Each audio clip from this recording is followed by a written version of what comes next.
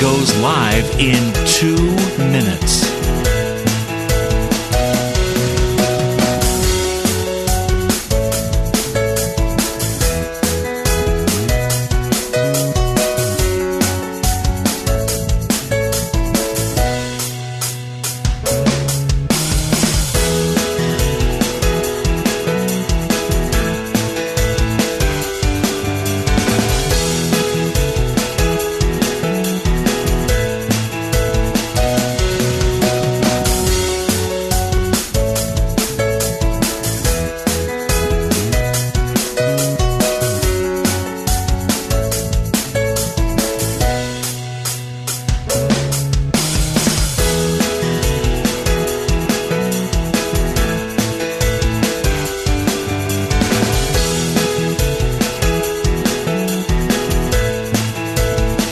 Lynn Cullen live in 1 minute.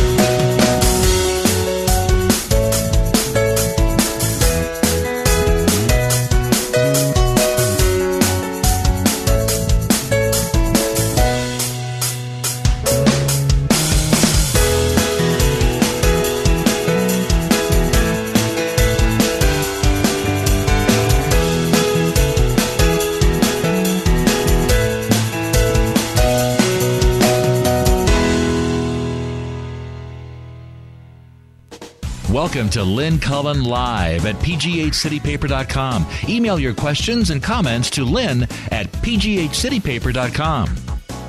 All right, the Brits. They've taken their country back. Uh-oh. So, hello, it's Friday. The first day of the beginning of probably what will prove to be the dissolution of something called the European Union. Not that I want to get ahead of myself here.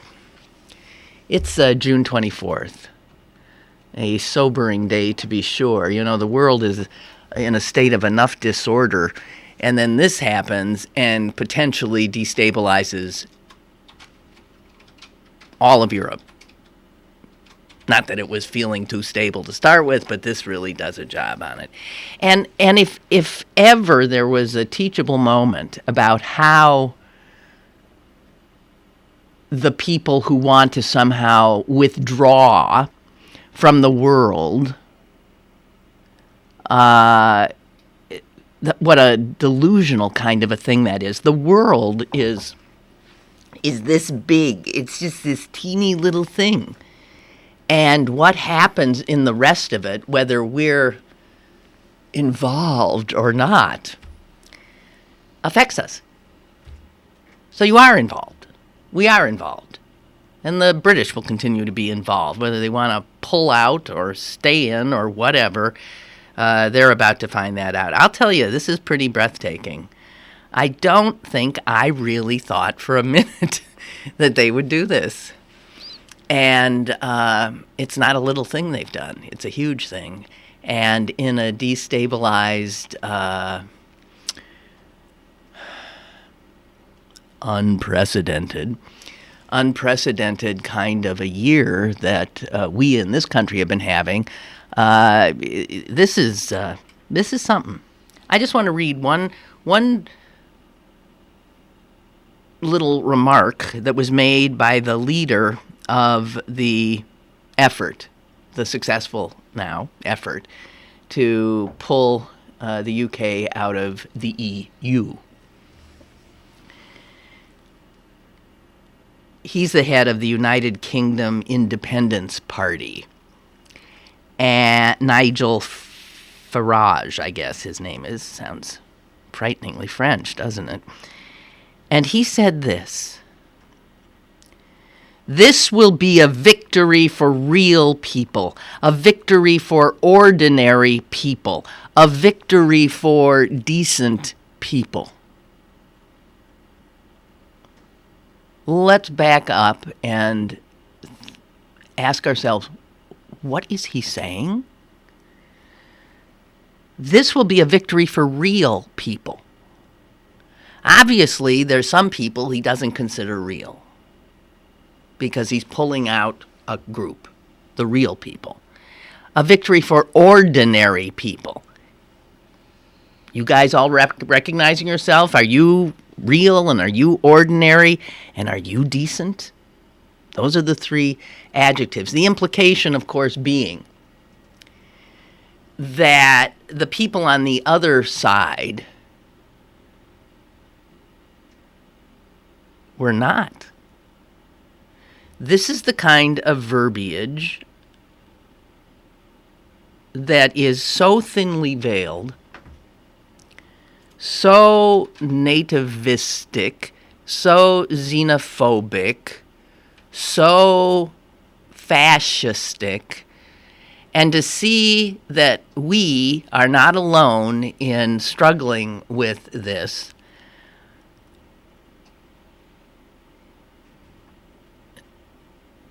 it's as if Trump won yesterday. These are the UK's Trump voters. And here's why I'm feeling pretty sober today.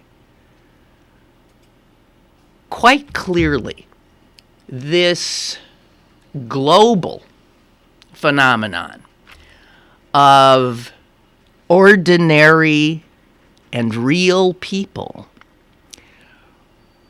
those decent people, rising up and blowing things up, giving a middle finger to, blowing up the establishment. This is very real. And the elites, as we call them, the establishment, the pontificators, the wise people, the government people, the sober people, the grown-ups, the people you're supposed to listen to.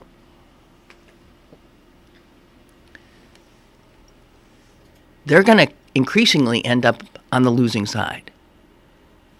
We saw it play out in the Republican Party with Trump's ascendance.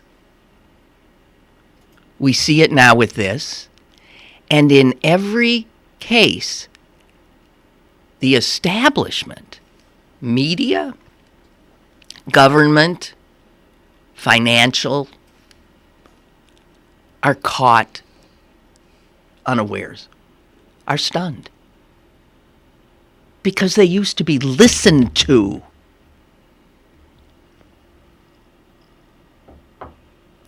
So this bottom-up revolution that is part of what we are suffering through with Donald Trump is every bit what is happening and has happened now. The voters voted there. And look what they did. They toppled a government. They may have started, and I believe, a domino effect that will result in the dissolution of the European Union, which is how Europe has been stabilized post-World War II.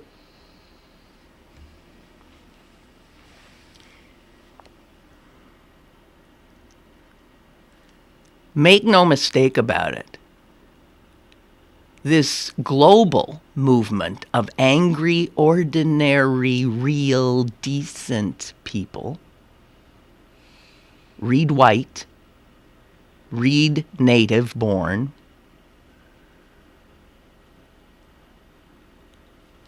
this is very, very potent.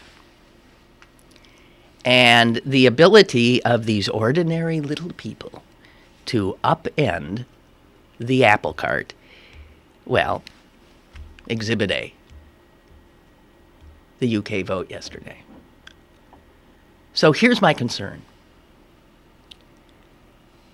None of the elite, even though they said it was so close, too close to call, I don't think for a minute that any of the pollsters, the pundits, the smart people, the people who always know what's going on, I don't think they saw this coming. Sort of reminiscent of Donald Trump's ascendancy. He was a joke. This ain't going to happen. He took down one after the other, after the other, after the other of the establishment. Bang, bang, bang, bang. And now one election stands between him and the presidency of the United States. And I'm thinking, I wonder if we are continuing to be as myopic as the British establishment. It's not going to happen. Just look at him. Listen to him. My God, he's just blah, blah, blah, blah. We're all talking to ourselves. There are people, decent people, ordinary people, real people out there who have a vote. And they hate the power. They hate the establishment. They've been carefully taught to hate by the very party that is now being eviscerated by the hate they unleashed and the distrust of government and any institution, any elite. So, wow. We are on a road, and none of us know where we're going anymore. Anybody who tries to imagine what's Europe going to look like in 10 years, your guess is as good as mine. What's the U.S. going to look like in 10 years? You know what a kiss of death is for any referendum or anything the establishment wants to happen? For them to endorse it. It's sort of like if you're a parent and you finally get smart, you know that if you want your teenager to do something, you do not come out for that thing. Maybe quite the opposite. Because nothing dooms anything more than the endorsement of the authority figure. We have a call. Is this my depressed caller? Yeah, this is him. Jesus, God. Okay, so I don't need you today. I'm thoroughly depressed, okay? Oh, no, I was just going to tell you that, did you see the latest poll that 51% don't want Iraqis in here, 52 want... I mean, these people want these people banned from this country. There's a poll that just came out yesterday. They want them banned from the world.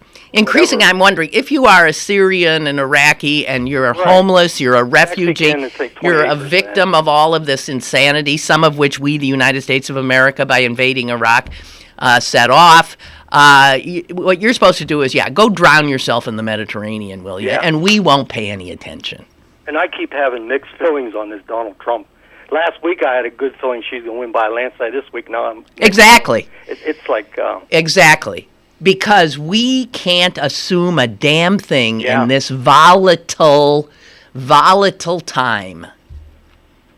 Yeah, it's going to be interesting. Trump just won in the UK.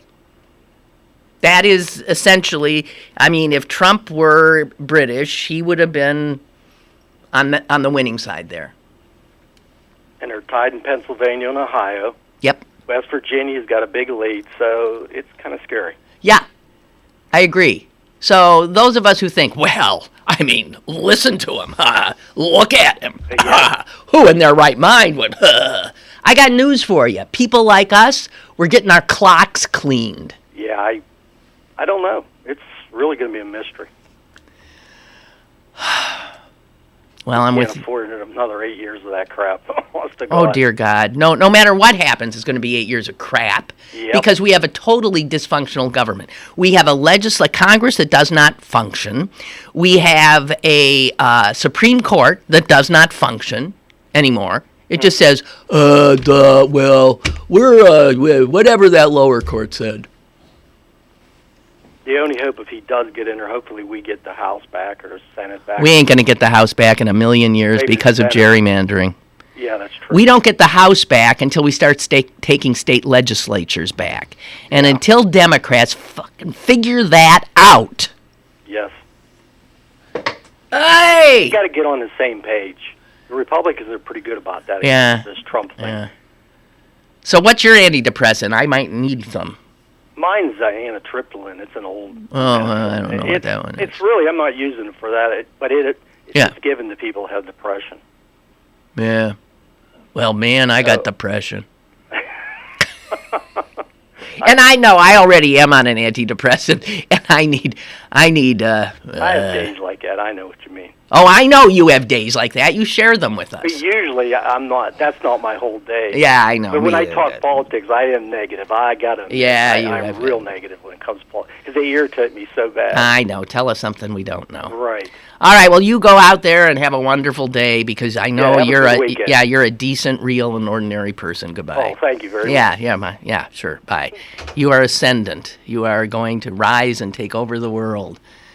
Oy, they got pitchforks yet?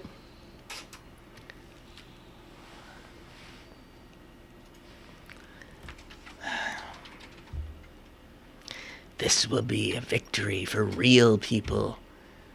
A victory for ordinary people. A victory for decent people. How have we come to this? Well, I do know, I think.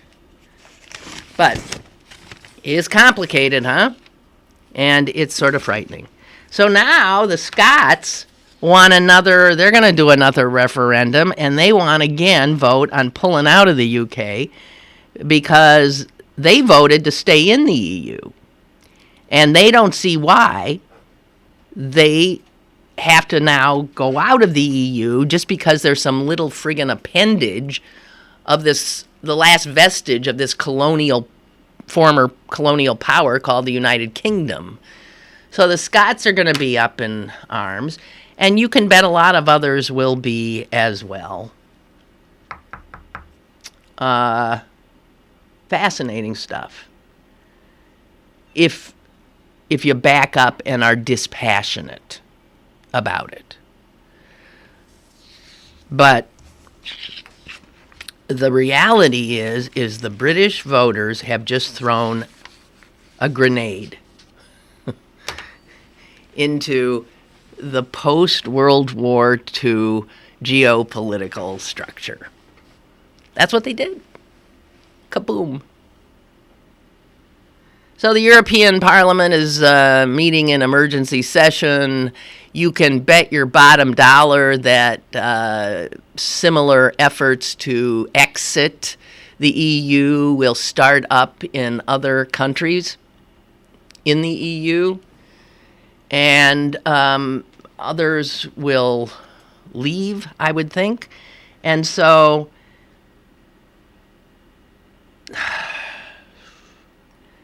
and a Europe now roiled by immigration issues, hugely roiled, and increasingly turning to xenophobic, nativist candidates, politicians, that Europe, unconstrained by a common bond, the European Union, could take us where Europe has taken us before.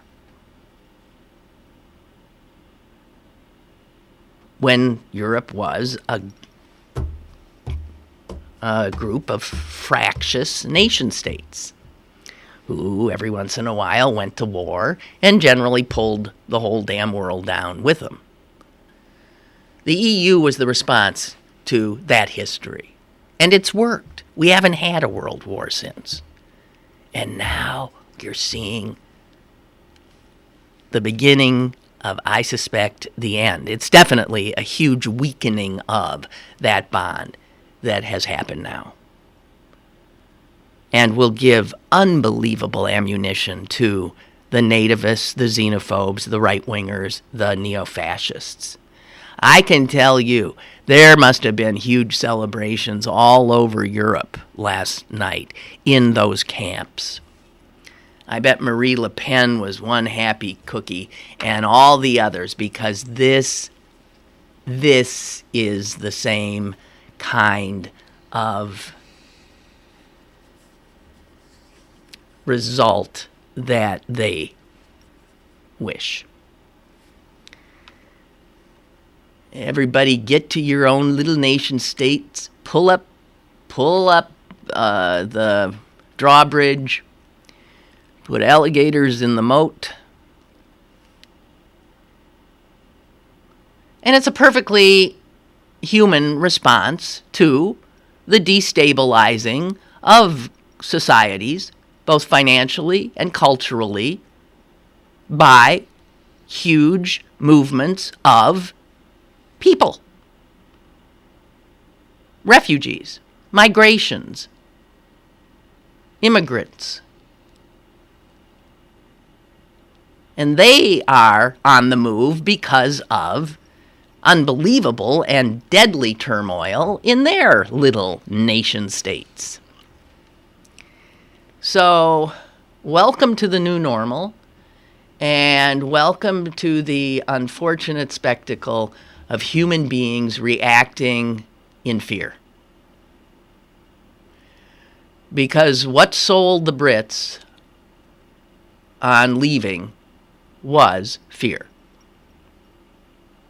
Fear of what these others, the not ordinary, the not decent, the not like us people, would do to their sense of nationhood and self. This is how Trump has risen with that fear, and it works, doesn't it? So I'm back to being very nervous about our own election, because we, whether we know it or not, are in our little bubble. We are believing what we need to believe, which is, well, the American people would never elect Donald Trump. How do I know that? Well, polls show and blah, blah. Yeah, polls show. These are all the establishment people and the ordinary, those who are deemed pundits and experts who talk to each other, who are not those people that are propelling this frightening kind of bottom-up revolution that we're seeing. I don't know. What the Brits have made very clear is that the power of this passionately populist, nationalist, in some racist, anti-elite, anti-establishment sentiment is real, and it is powerful. Powerful. This is like a global Tea Party movement, and they're doing it. This is what happens when people live in a time where they feel they're being screwed by the elites. I want to lay a lot of this at the door of corporate capitalism. I really do. And the kind of environment they've created in which they ceased seeing their workers, their employees, as part of their organization, and rather just saw them as things to be exploited, used, spit out. There's no contract anymore between boss and worker that feels that it will stand. People have watched their incomes disintegrate, watched their children's futures and hopes get blown to pieces. If you think people don't react when they lose their jobs by the thousands, they do. They're angry. I don't think they're thinking real straight, but I don't blame the anger.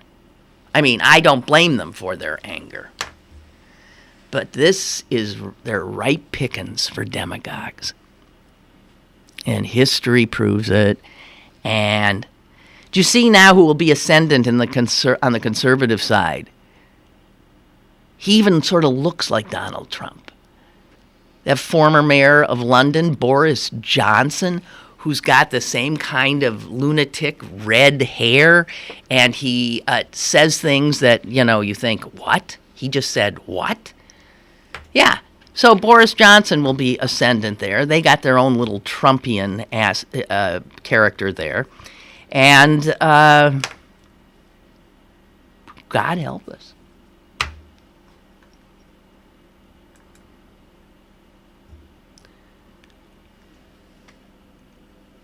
A leader writes, polls have been wrong all throughout the primary season and were wrong again regarding Brexit.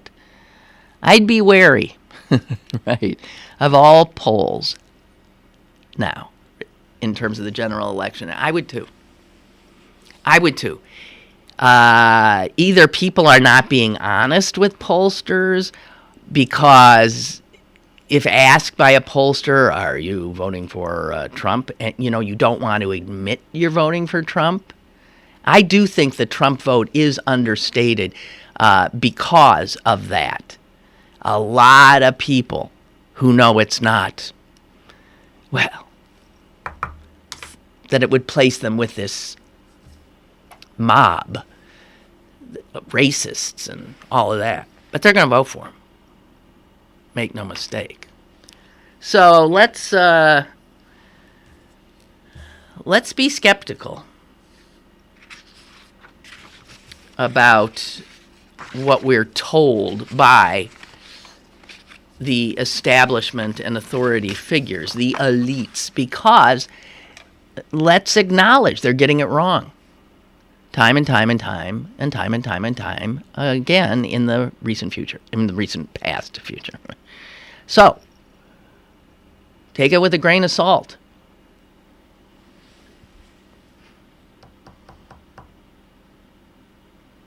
So that's the second largest economy in the EU. That's Britain. They're pulling out. I don't know what countries will go, but Spain is in turmoil, and I can see them going. You can see Greece maybe going. Unbelievable. If there is a domino effect, it's over. And then Scotland pulling out of the UK. I bet that'll happen too. So you have, this is real stuff that is really destabilizing.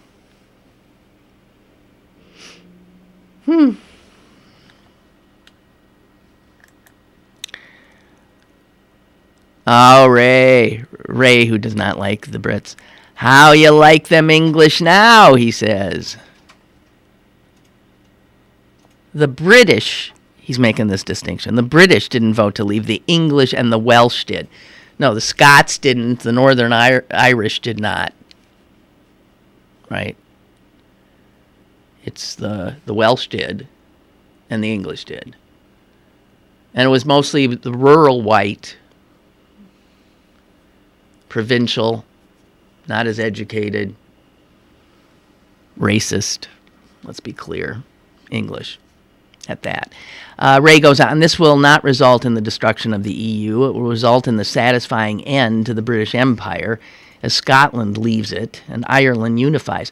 Well, we'll see about the Irish issue now is interesting, an interesting one, right? Surprisingly, London is considering leaving Great Britain. London is going to secede from England? Oh, dear God. if they had the electoral college system, they would have lost by a landslide. What the Brexit have in common with Trump is one thing only: xenophobia. Yeah. That's it. Keep those brown people out of here. Keep them out. I'm scared of them. Xenophobia and racism. And rage. A sort of misdirected rage.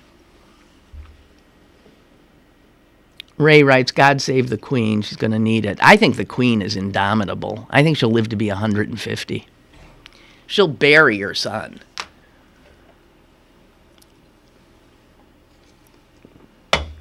Although he's got those same genes. Man, and Philip is still alive. So, I mean, he's got, these people are apparently, even though they're inbred, man, they do sure that they have a longevity gene somewhere. Seriously.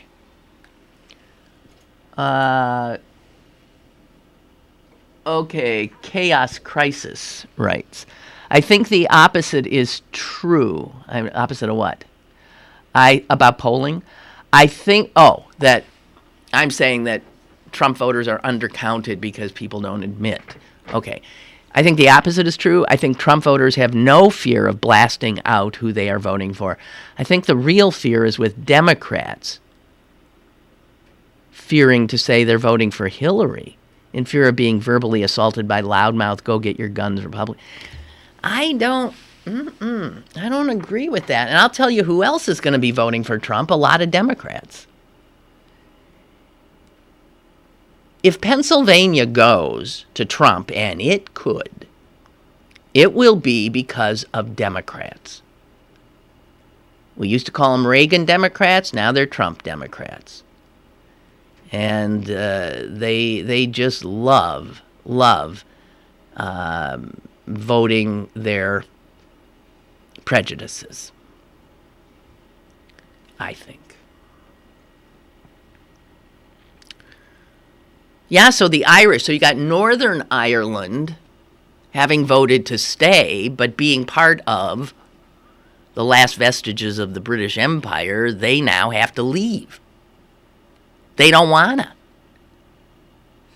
So there is already some talk, and I think I heard this from the Sinn Féin crowd, of seeing if there can't be, if the Irish, Northern Irish, don't decide, screw you, England, we're going to reunite with our Irish brethren.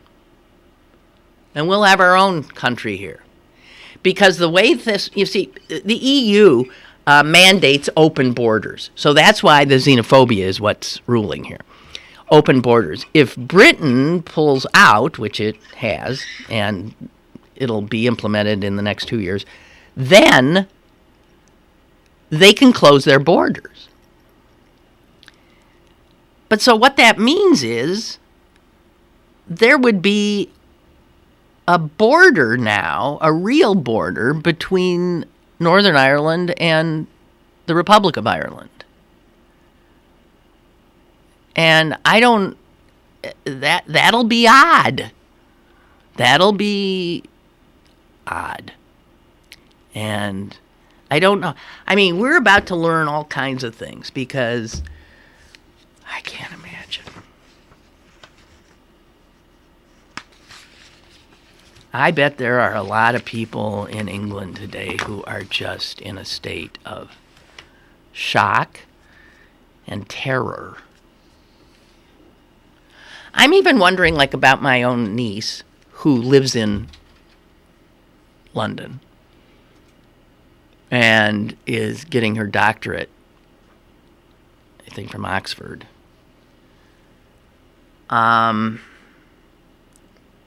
She's an American.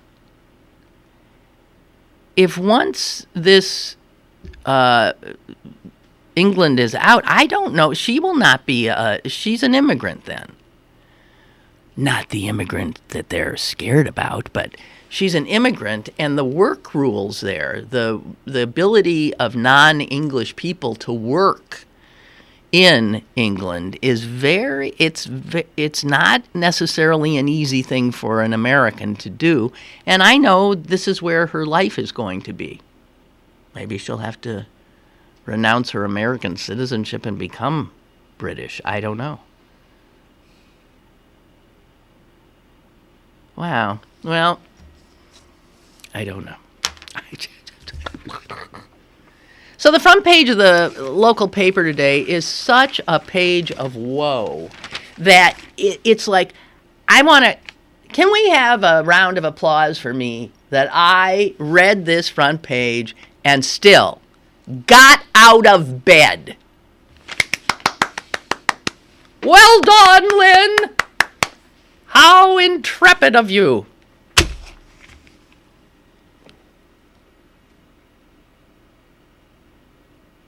Britain to leave EU. The Wilkinsburg suspects in that mass shooting were actually thinking of killing more people at the funerals for the victims. Thought they could finish them off. Here is a quote, supposedly by a jail informant. I got to tell you, jailhouse informants, if I were on a jury, I give them absolutely no credibility at all. None. And apparently a lot of this case is built on that. Would you credit a jailhouse informant? I mean, when you're in jail, it's everybody for themselves. And if the people who hold the key to your cell come around and saying, you got anything that can help us? Well, you know, I mean, it's only human. You might give them something, right? So here's what the jail informant said about these guys saying that they wanted to continue the slaughter at the victims' funerals. The informant said that this Sharon Shelton, he's the guy whose revenge and whose need for vengeance created this massacre, allegedly. He quoted Shelton as saying in prison about the family that he had decimated, "I'm trying to treat them like the Jews. I'm trying to eliminate their whole bloodline."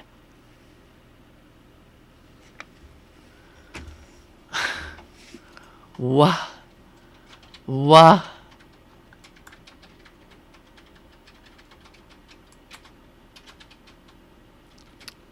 Okay, John says, hey, the polls were very accurate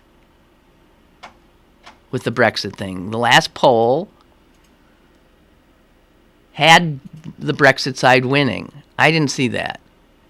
But it ended up being like, 52 plus, 47 plus, which is not that tight. I mean, I thought they were showing totally tight, too close to call all the way in. The polls throughout the primaries were accurate, except for some on the Democratic side in Michigan and West Virginia. I don't know. My memory is so, shot full of holes that I can never argue with people who say things like this. So I don't know if you're right or wrong. I really don't. What was wrong, predictably, were the pundits. They're stuck on the status quo. I agree with that. Conventional wisdom, I agree with that. They never believed Trump could win. And one reason was they and I was, and one reason was they didn't understand how ridiculous, the various state delegate rules are. They thought that Bernie wouldn't last past New Hampshire. Well, right. I'm not a big fan of the Brits. I'm Irish Catholic, but I like the fact that a lot of them just gave the Germans the middle finger. Well, really? That's interesting.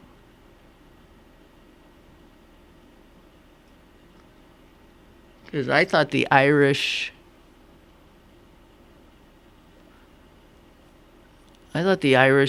liked the Germans. Because if the Germans were the enemy, it's like the enemy of my enemy is my friend. I thought, oh dear.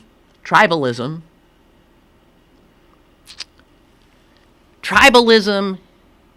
Human nature. That's the villain here.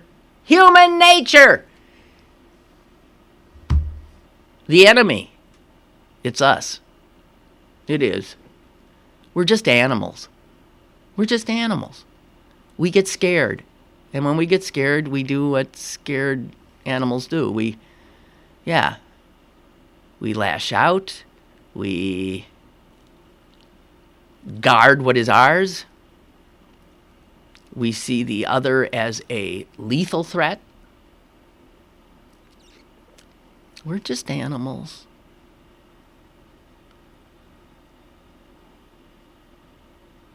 So, the front page of the paper, Brexit wins, the people who've now been indicted in the Wilkinsburg massacre say they wanted to continue the massacre, supposedly, at the funerals of the survivors. And, oh, by the way, they went there to kill one guy.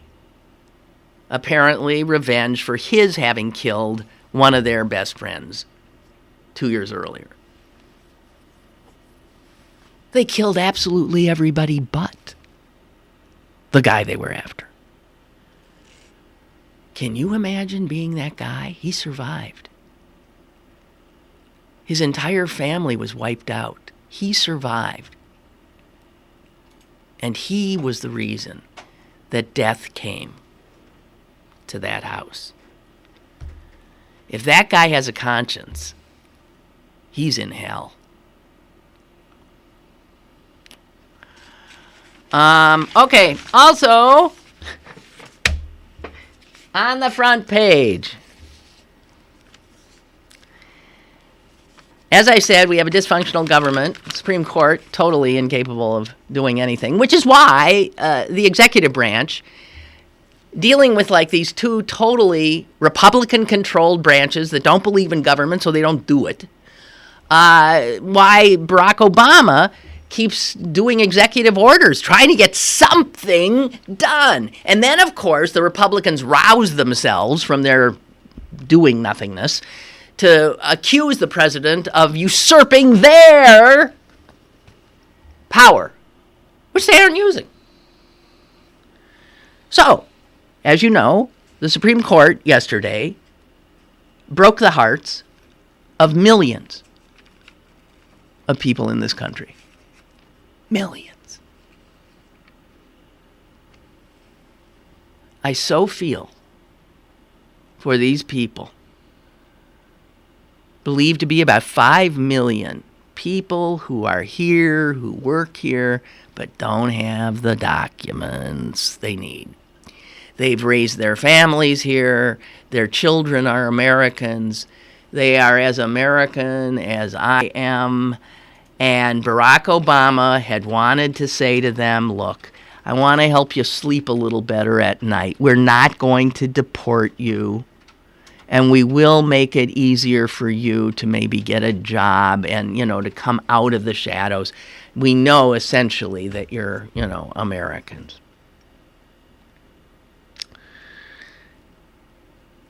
And so, of course, a Texas judge, Texas and a whole bunch of other states immediately sued.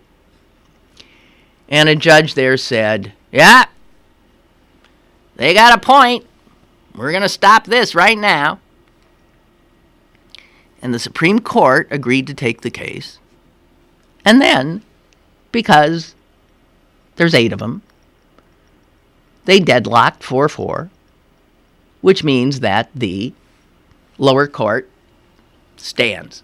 It was one judge gets to wipe out the dreams of millions of good, hardworking people. And here's what the court had to say, because it is incapable of functioning right now. The decision was just 9 words long. 9 words. And as someone who was a Solicitor General in the Clinton administration said, seldom have the hopes of so many been crushed by so few words. And here are those 9 words. The judgment is affirmed by an equally divided court. In other words, we're 4-4. What else is new? We're 4-4, so that judge in Texas gets the final word. That's it.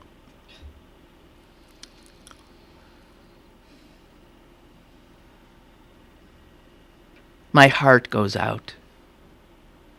It's not just...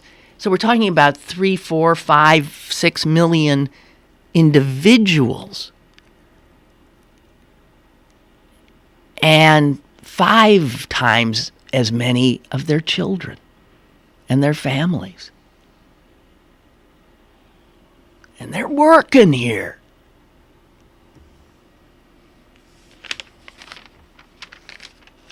Sleeping with one eye open. If you have not read this issue of City Paper, I highly recommend it. It is the story of just one family here in Pittsburgh, of one undocumented man who went to work one day and never came back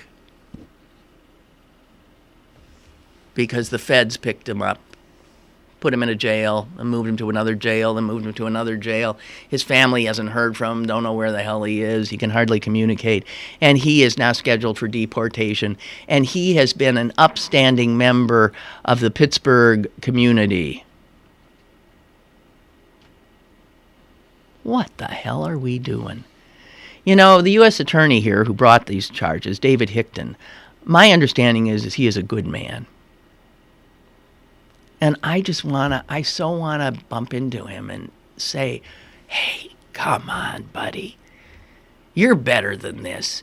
You got bigger fish to fry than this poor man and his beautiful family. Jeez.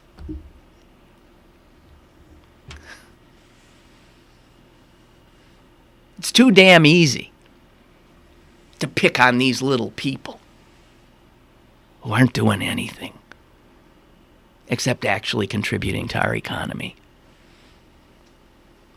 Paying taxes with none of the benefits.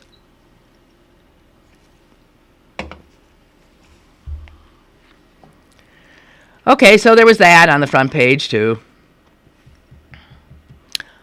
Oh, and then here was something interesting. So, of course, the Pittsburgh School Board, what a fine group that is, the Pittsburgh School Board, which has taken incompetence to a level not seen in some time. And, I mean, there are individual members who are wonderful, I'm sure. But they now are paying a superintendent who is not working. They're paying 2 superintendents right now, one who wants to get the hell out, and the other who they supposedly hired and then found out, ooh, maybe we shouldn't have, and now everything is in limbo. So they're still paying him, and believe me, if they tell him he doesn't have the job, they'll be paying him for a long time anyway, while they'll have to get another superintendent who they will pay as well. And all of that's going on, and look what I see. Here's the headline. City School Board hires PR consultant. So, amidst all of the incompetence, they have now decided they will spend more money to get a public relations expert in to handle the media, to spin things in as positive a way as possible. The first thing the PR consultant can do is spin getting hired. All right? Spin that, PR consultant. I mean, why not? You're going to get paid for every hour it takes you to figure out how to put a gloss on that.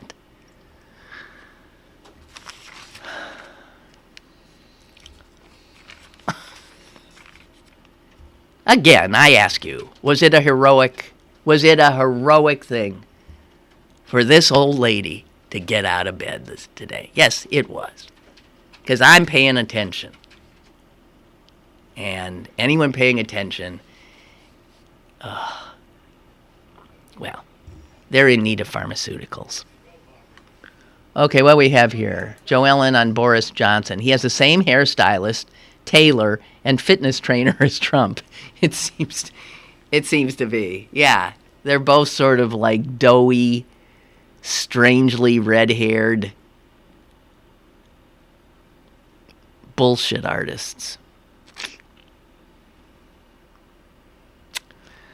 Oh, man. And the Pirates are going down like, geez. You can't even, there's nothing to watch now except baseball, and you can't watch it. It's too depressing. I ask you, what did I do to deserve this? So I got lost in Pittsburgh yesterday. It's been a while. It's so easy. I was just racking my brain trying to think, now wait. If McKnight Road is over there and Ohio River Boulevard is here, if I were to cut across this thing and I'm meandering through places I have never, lovely places. This place is a lot of nice places to live here. This I hadn't seen. I was trying to get to a doctor's appointment.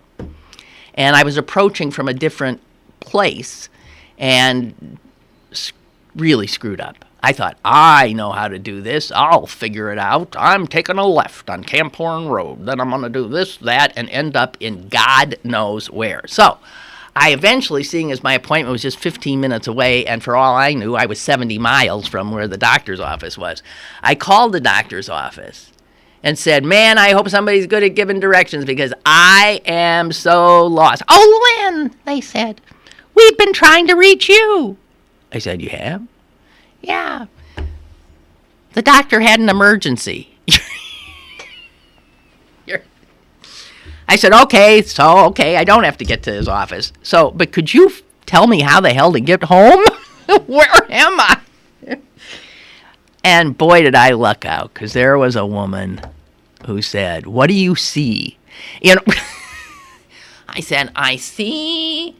Let's see. Nothing in particular. She said, well, just drive a little bit and give me a landmark. And man, God bless her. She talked me down. I should have been dropping breadcrumbs, but it was, oh boy. I love getting lost in Pittsburgh if I don't have a place I have to be. Because you just find all these I found even a little business district I didn't know existed. Westview. Have you ever seen their business days? It was I thought, oh, if I weren't anxious and freaked out, I would just slow down and look around. Oy, okay. Little Tony says, Lynn, I have a cousin who lives in England. Just looked at her Facebook page. Today is a sad day for her and a lot of her family and friends. Their fears came true today. Let's hope ours don't in November. Oh, my God. See, I was of the same mindset with this Brexit thing as I am with Trump. Acknowledging that, yes, this is going to happen, but of course it won't. It cannot happen. Because it explodes my entire sense of what I can possibly deal with. It is not going to happen. So I was very la-di-da-di-da-di-da-ish yesterday about the vote. I needed, the vote to happen. But when I saw last night that it had won, oh my God. So, yeah. I'm right back to having the same unbelievable, just dread. Dread is my constant companion. Dread that narcissistic clown could, by the wisdom of the American people, become the president of my country?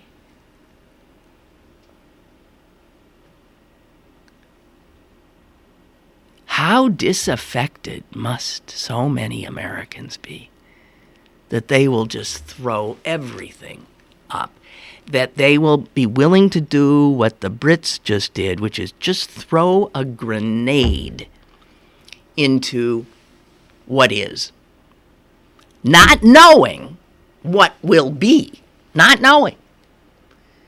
Just saying that what is so intolerable, I'm taking this leap into nothingness. It's got to be better.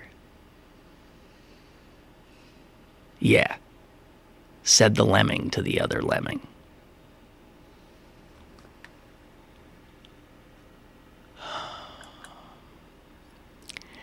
Chuck writes, regarding Brexit, for something this important, I'm just wondering if perhaps a 2/3 majority should have been required. Well, it wasn't. It was a referendum and just needed a simple majority. The vote was 17 million to 16 million, so only 1 million people were the difference. One person could have been the difference. Doesn't matter. It was a majority vote, Chuck. And by the way, we do want to thank David Cameron, because he's the reason there was a referendum. And he was so short-sighted and so cocksure that there was no way this could win, that in trying to keep his right flank, domestic politics, British domestic, his right flank protected, he said to some disaffected members of his own party, "Nah, don't worry, you just stay with me. We'll have a referendum. You want to do this? Okay, I promise you, we're going to have a referendum." He said it because he didn't think in a million years it would win. His wife is now packing the china at number 10 Downing Street. He gone. Anyway, back to Chuck.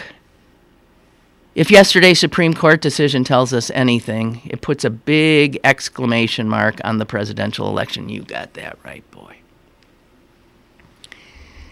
If Donald Trump wins, turn out the lights.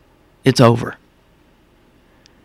The court will be a right-wing monstrosity for the rest of my life, for the rest of Celine's life.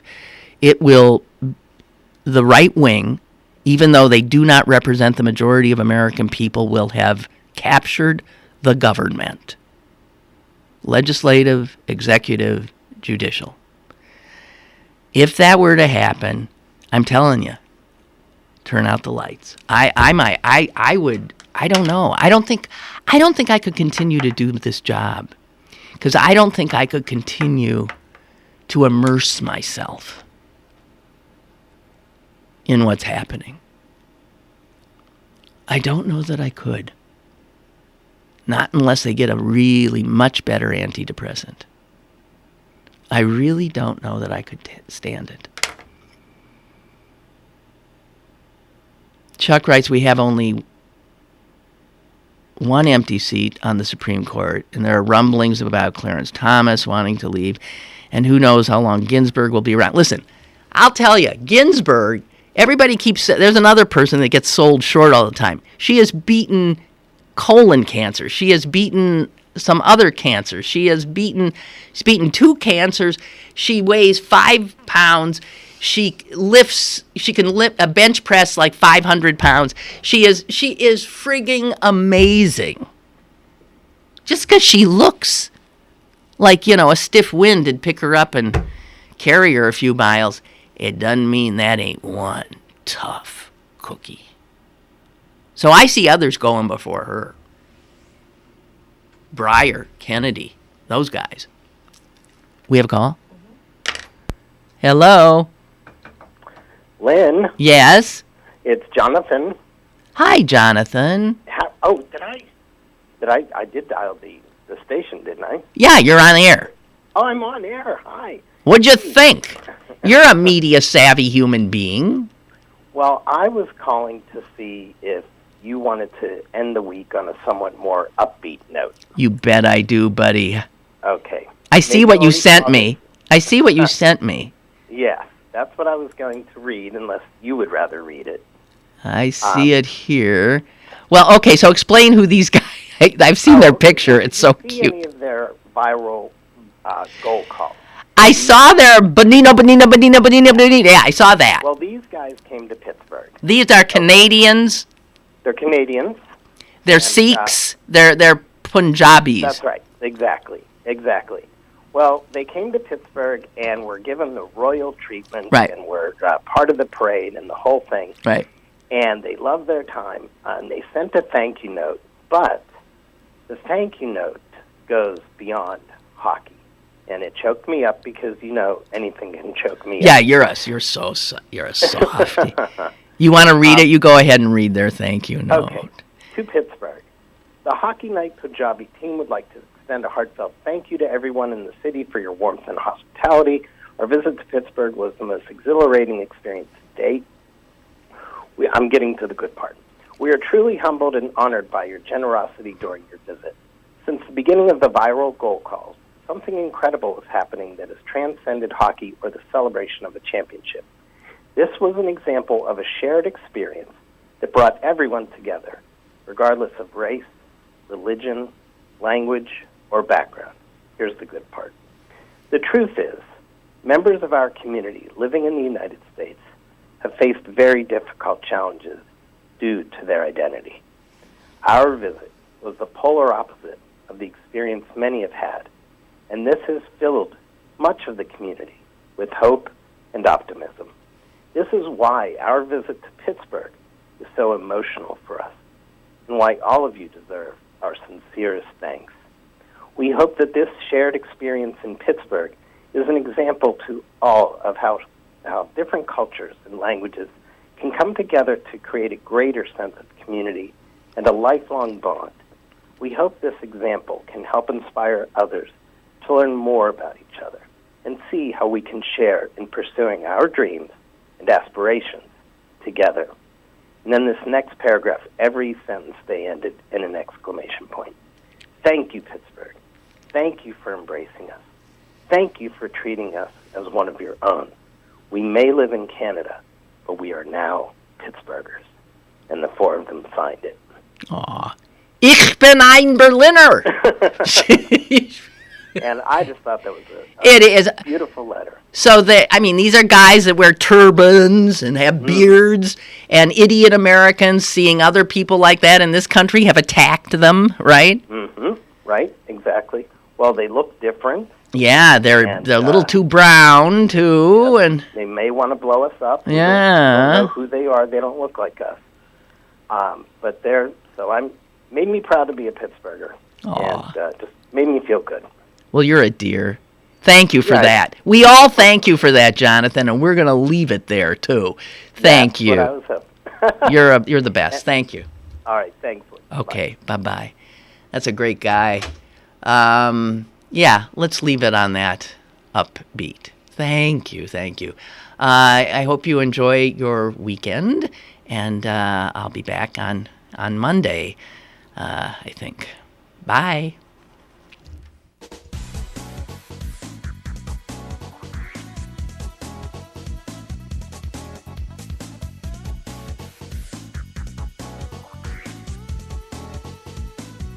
Lynn Cullen Live, Monday through Friday from 10 a.m. to 11 a.m. and archived at pghcitypaper.com. The opinions expressed on Lynn Cullen Live are those of the host and do not necessarily reflect the viewpoints of Pittsburgh City Paper, Steel City Media, and its advertisers.